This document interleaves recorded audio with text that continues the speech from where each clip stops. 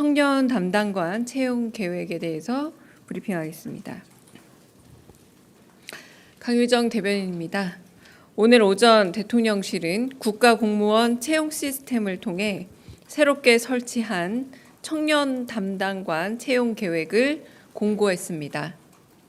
선발된 청년 담당관들은 국민통합비서관실에서 일하며 청년 정책 수립, 제도 개선, 청년 참여 플랫폼 운영 등 청년들의 삶을 실질적으로 개선하기 위한 업무들을 맡을 예정입니다. 아울러 이번 청년 담당관 채용은 폭넓은 인재 등용을 위해 공정 채용 방식으로 진행될 예정입니다.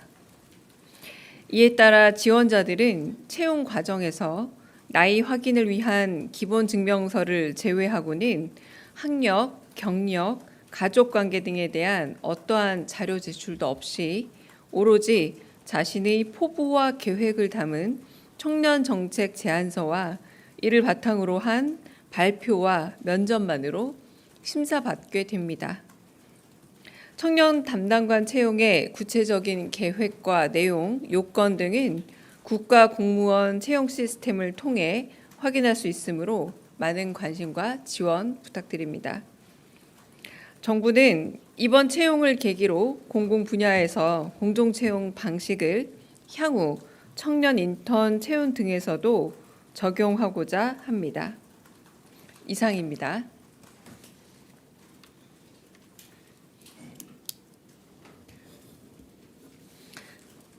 네, 혹시 질문 있으시면 받겠습니다. 네. 네, 아시아경제 송승섭 기자입니다. 제가 아까 잘못 들은 걸 수도 있는데 선발된 청년 담당관들은 이렇게 말씀하셔서 네. 혹시 청년 담당관을 복수로 남 여러 한 명, 여자 한 명 해서 총 2인을 네. 채용할 계획입니다. 아, 네, 감사합니다. 네. 다른 네. 네, 매일경제 성승훈이라고 합니다. 혹시 그 공개 채용 방식으로 하는 거는 청년 담당관 외에 대통령실에서 다른 직제도 좀 검토하고 계시는지 궁금합니다. 네, 이 부분에 대해서는 향후에 이제 공공 부문의 청년 인턴 혹은 이렇게 뽑을 때 적용할 수 있고요. 그러니까 중앙부처에서 일하는 청년 인턴 내지는 공공기관에서 일하는 청년 인턴 등을 좀 대상으로 추진할 계획은 있습니다. 네, 그래서 그 채용 인원이나 이런 것들을 고려했을 때 뭐 제안서 작성, 발표, 면접 절차는 지금 저희는 있고요. 대통령실 청년에 대해서는. 그런데 앞으로는 이 부분에 대해서 이제 관계 부처와 협의해서 양식은 좀 달라질 수 있다는 점 말씀드립니다. 네. 다른 질문도 가능하십니다. 네. 네, 저 한국일보 우태경입니다. 네. 앞서 대통령께서는 경기지사 때도 청년 비서관을 블라인드 채용으로 공개 모집했던 이력이 있는데, 그래서 이번 인선 이렇게 방식을 진행하는데도 대통령의 뜻이 많이 담겨 있을 것으로 보이는데, 그 대통령의 위중에 대해서 조금 설명 부탁드리겠습니다. 네, 맞습니다. 지금 2019년 경기도 청년 비서관 채용 방식과 유사하다고 보시면 될 것 같고요. 당시 합격한 청년 비서관이 현재 인천 서구병 국회의원 모경정 의원이기도 하시죠. 당시 경기도 청년 비서관 컨셉, 채용 컨셉을 이번에도 많이 좀 차용했다고 할 수 있겠고, 그런데 그때는 경기 청년 정책 비서관이었는데 이번 채용은 대한민국 청년 정책 추진 방향을 담은 정책 제안서, 그러니까 정책 제안서의 범주가 달라졌다고 할 수 있겠습니다. 하지만 결국은 그 기본적인 컨셉은 경기도 청년 비서관 채용 방식과 유사하고 대통령의 의중이 반영된 그런 채용 방식이라 보시면 되겠습니다. 네, 먼저 뒤쪽에 네. 네, 연합뉴스 영문의 김은정 기자입니다. 이번 정부에서 외교안보 특보 자리가 축소 조정되거나 폐지될 것을 검토하고 또 직제 개편안을 준비하고 있다는 보도가 나왔는데 확인 부탁드립니다. 네, 직제 개편 관련돼서는 지금 현재로서는 제가 좀 확인 중인 상황입니다. 정책 쪽에 확인해서 최종적으로 확인되면 좀 더 구체적인 말씀을 드리겠고요.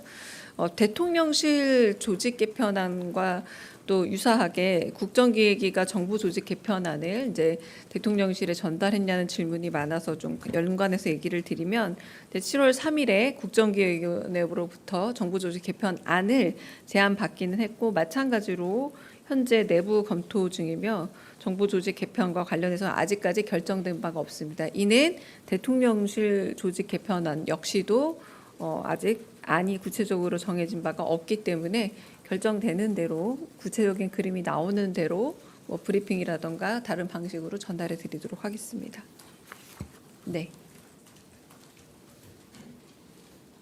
네, 채널A 홍지은입니다. 그 안보 현안인데 트럼프 네. 대통령이 이제 9일까지 무역 협상을 이제 마무리 짓겠다고 하는데 현재 방미 중인 위성락 실장한테 좀 들리는 좀 진전된 내용이 있을지 궁금하고요. 그다음 대통령께서 좀 위성락 실장한테 좀 특별히 당부한 게 있으실지도 궁금합니다.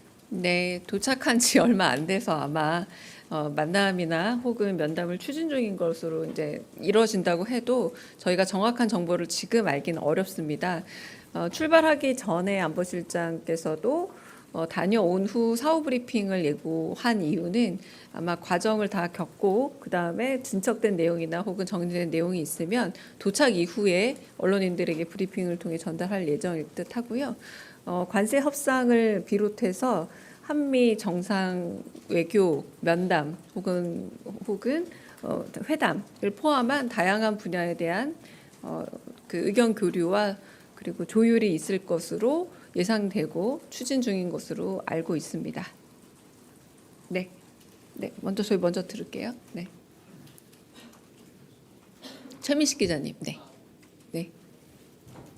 저 TV조선의 최민식입니다. 네. 그 오늘 과방위에서 방송법 통과가 유력해 보이는데 사실 어제 기사도 나왔었어요. 거기에 대통령의 쿼트가 나오기도 했거든요. 관련해서 대통령실의 입장이 어떤지 좀 더 구체적으로는 이 방송법이 속도를 내고 있는 것에 대한 대통령의 생각은 어떤지 좀 궁금합니다. 네, 대통령의 생각은 방송 그 법 개개에 대한 구체적인 사안을 밝혔다라기보다 국민적인 공감을 사고 한편으로 국민적 지지를 받을 수 있는 그래서 권력의 구조나 혹은 누가 그 집권을 하느냐와 여부와 관계없이 국민들에게 대중적인 공감대와 지지를 얻을 수 있는 방송법이 필요하다라고 말씀하셨고요. 그 안에는 다양한 뭐 거버넌스를 비롯한 다양한 그 법안들이 포함되어 있지만 개별 법안에 대해서 의견을 밝힌 바는 없습니다. 네. 네, CBS 허지원입니다. 그 야당에서 계속 추경안 관련해서 대통령실 특활비 등 포함된 부분 내로남불이다 비판을 하고 있는데 민주당에서는 지난 윤석열 정부 때 좀 대통령실 특활비가 집행 내역이 공개되지 않아서 삭감을 해야 된다 이렇게 주장을 했잖아요. 근데 이번 정부에서는 그럼 집행 내역을 좀 어떻게 투명화할지 이런 방침이나 계획이 따로 정해진 게 있을까요?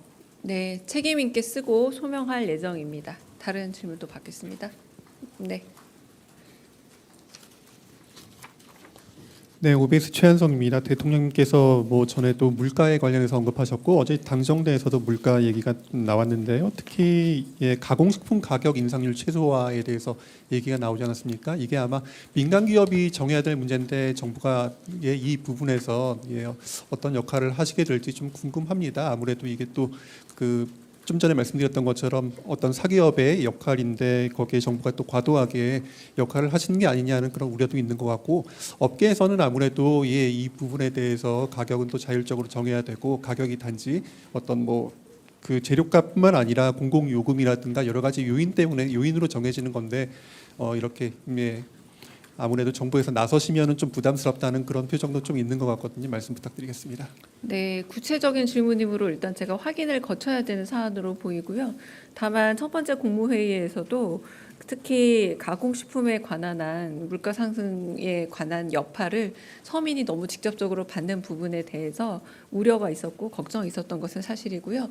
그 부분에 대해서는 제가 확인을 좀 해봐야 될 것 같습니다. 네. 네, 서울경제 송종우 기자입니다.